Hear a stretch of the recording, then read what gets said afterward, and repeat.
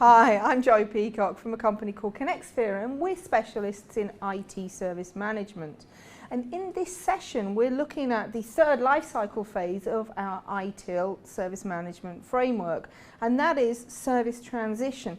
And service transition is where we take the well-designed service and the processes and the measurements and the architectures from service design. We take that service design package from service design and we now start to build and test and deploy that service and the processes into the live environment, thus ensuring that we deliver value to the business. So in order to manage that transition and manage that build, we will have a process called service transition planning and support. And it's very simply doing exactly what it's supposed to do. It plans and supports the service transition lifecycle phase, ensuring that our services are built and tested and then deployed in a controlled manner and in a repeatable manner using a methodology that is consistent, ensuring that we deliver that value to the business, ensuring that testing is undertaken and ensuring that the business is satisfied with what we deliver before we sign off that service.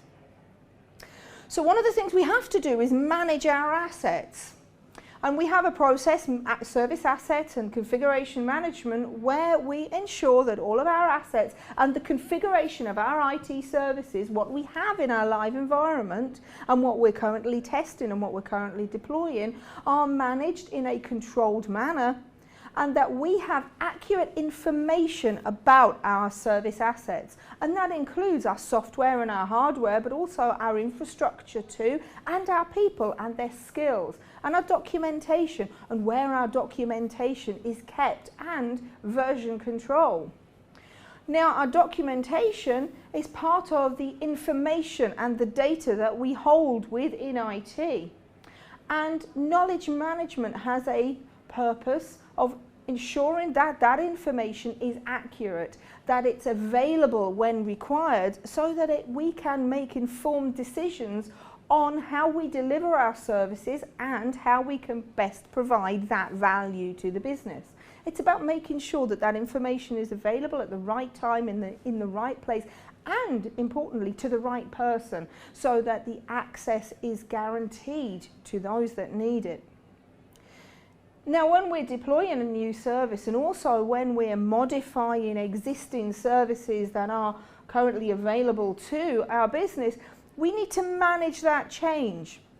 And so we have a process, change management, that will respond to the business needs for change, that allows us to implement change in a controlled manner, thus ensuring that we are still delivering value to the business.